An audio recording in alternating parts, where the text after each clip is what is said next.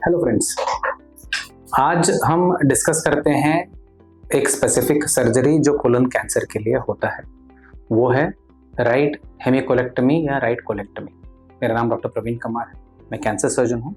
Digestive system cancers और gynaecological cancers मेरा speciality है।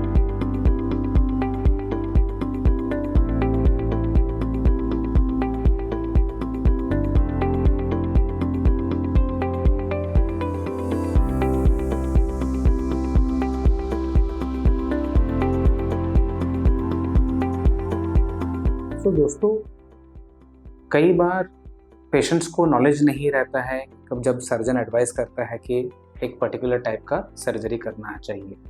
तो अगर आपको नॉलेज रहेगा तो आपको बेटर अंडरस्टैंडिंग मिल सकता है। तो इसके लिए आज हम डिस्कस कर रहे हैं राइट हेमिकोलेक्टमी। ये क्या होता है, ये कब करते हैं और कैसे कर सकते हैं। तो आइए शुरुआत करते हैं राइट हेमिकोलेक्टमी। तो मैं एक अपना जीआई सिस्टम रिप्रेजेंटेटिव डायग्राम बनाता हूँ। पहले ये है फूड पाइप, ये हो गया हमारा स्टमक के पीछे आता है पैंक्रियास, ये डिओडेनम है, डिओडेनम नीचे उतर रहा है और डिओडेनम जाके बनता है स्मॉल इंटेस्टाइन। ये हो गया हमारा स्मॉल इंटेस्टाइन, एंड में आ गया अपेंडिक्स। यहां से शुरुआत होता है लार्ज इंटेस्टाइन का, और ये लार्ज इंटेस्टाइन का ये वाला हिस्सा स्मॉल इंटेस्टाइन के ऊपर से निकलता है, बाद में नीचे की तरफ आता है। यहाँ पे रेक्टम आ गया, ठीक है, कुछ इस तरह रहता है। तो इस तरफ आएगा लिवर, यहाँ पे आएगा स्प्लीन। तो अगर मैं इसको ही सिर्फ लार्ज इंटेस्टाइन दिखाऊं, ये लगभग ऐसे रहेगा।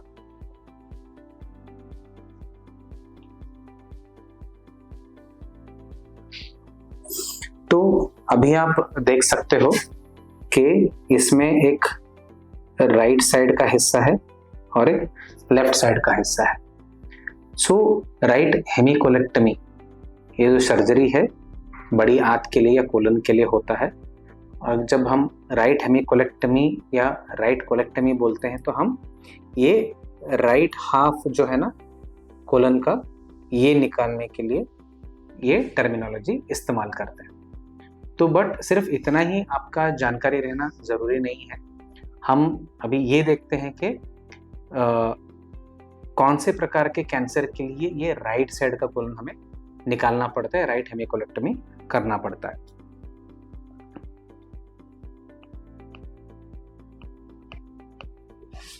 तो ये कोलन में या लार्ज इंटेस्टाइन में कई भाग रहते हैं। तो ये वाला जो भाग है जो इनिशियल है इसको हम सीकम बोलते हैं। इसके बाद जो आता है इसको हम असेंडिंग कोलन बोलते हैं क्योंकि ये ऊपर की तरफ ट्रैवल कर रहा है। इसके बाद आता है हेपेटिक फ्लेक्सर। हेपेटिक फ्लेक्सर हम क्यों बोलते हैं, क्योंकि ये लिवर के नज़दीक रहता है, ये वाला एरिया। इसके बाद आता है ट्रांसवर्स कोलन, ये वाला चीज़। ये ट्रांसवर्स कोलन क्यों बोलते हैं, क्योंकि ये बॉडी में ट्रांसवर्सली अरेंज्ड रहता है। तो इसमें राइट साइड का हिस्सा भी है और लेफ्ट साइड का भी हिस्सा है। और ट्रांसवर्स कोलन जाके क्या होता है, स्प्लेनिक फ्लेक्सर बनता है। स्प्लेनिक फ्लेक्सर क्यों, क्योंकि ये स्प्लीन के नज़दीक है। इसके बाद लार्ज इंटेस्टाइन नीचे की तरफ ट्रैवल करते हैं तो हम इसे बोलते हैं डिसेंडिंग कोलन। इसके बाद आता है सिग्मोइड और उसके बाद आता है रेक्टम। तो जैसे मैंने बताया राइट साइड का कोलन है, इसमें क्या क्या आ गया, सीकम आ गया, असेंडिंग कोलन आ गया, हेपेटिक फ्लेक्सर आ गया और ट्रांसवर्स कोलन का राइट साइड का हिस्सा आया। तो इन सब जगह पे जब कैंसर होता है तब हम राइट हेमिकोलेक्टमी करते हैं। ये नाम आपको जानना क्यों ज़रूरी है, क्योंकि ये जो नाम हैं आपको एंडोस्कोपी के रिपोर्ट में या सीटी स्कैन के रिपोर्ट में दिख सकते हैं। तो मैं आपको फिर से यहाँ पे लिखूंगा, सो caecum ascending colon,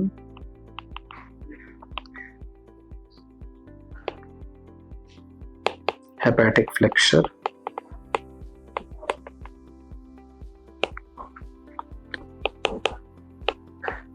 transverse colon, proximal, ये सब चीजों में हमें राइट हेमिकोलेक्टमी करना पड़ता है।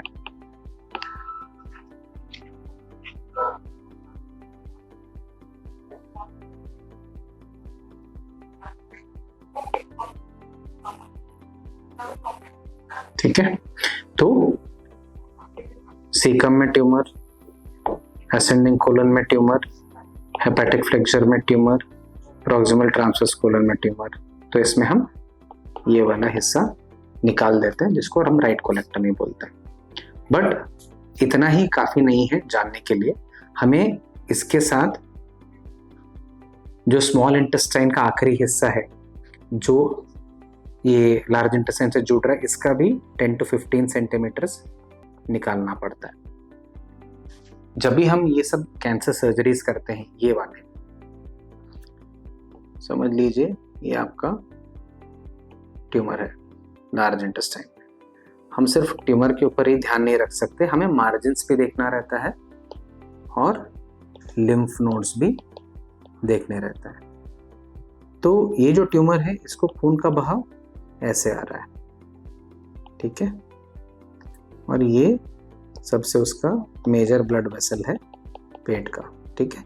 तो ये जो खून का सप्लाई है इसके साथ ही साथ लिम्फ नोड्स भी इसके इर्द गिर्द में रहते हैं। तो जब हम ऐसे राइट हेमिकोलेक्टमी या लेफ्ट हेमिकोलेक्टमी या कोई भी कोलन का सर्जरी बोल रहा हूँ, हम एक तो पहले मार्जिन का ध्यान रखते हैं कि ट्यूमर के इर्द गिर्द 5 to 7 सेंटीमीटर्स आगे पीछे हमें नॉर्मल कोलन भी निकालना है, और इसके साथ ये जो ब्लड वेसल्स है ऑलमोस्ट रूट तक निकालना है क्योंकि सारे लिम्फ नोड्स इसके साथ निकल जाए, ठीक है। तो ये बेसिक प्रिंसिपल रहता है। तो अभी बचा क्या है, ये हमने निकाल दिया, तो सिर्फ ट्रांसवर्स कोलन का आखिरी हिस्सा बच गया है, डिसेंडिंग कोलन बच गया है, रेक्टम बच गया है। तो हम स्मॉल इंटेस्टाइन को लेके यहाँ पे जोड़ देते हैं। ये हो गया प्रोसीजर कंप्लीट। अब ये होगा कैसे, ये हम ओपन तरीके से कर सकते हैं जहाँ पे लंबा चीरा लगेगा, लैप्रोस्कोपी से कर सकते हैं जहाँ जिसको हम की होल सर्जरी भी बोलते हैं, और रोबोटिक सर्जरी भी कर सकते हैं। बट सर्जरी उतना ही रहेगा, उसको करने का तरीका अलग हो सकता है। जैसे कि खाना वही है, आप भले फोर्क से खाओ, चॉपस्टिक से खाओ या हाथ से खाओ। तो दिस इज द वन। अभी हमें पता कैसे चलेगा कि बीमारी कहाँ पे था और इसके लिए क्यों हम राइट हेमिकोलेक्टमी कर रहे हैं। ये हमें पता चलता है सीटी स्कैन या पेट स्कैन में, जहाँ पे हमें ट्यूमर का लोकेशन पता चलता है, और एंडोस्कोपी और उसके साथ जो बायोप्सी करते हैं हमें इसमें भी पता चलता है कि ट्यूमर कहाँ से पैदा हो रहा है और किस प्रकार का कैंसर है, और इसके लिए हमें राइट हेमिकोलेक्टमी करना है। तो राइट हेमिकोलेक्टमी के बारे में आपको और भी सवाल हैं या डाउट है तो हमें डेफिनेटली कमेंट में लिख के बताइए, हम इन डाउट्स को क्लियर करने की कोशिश करेंगे। Thank you very much.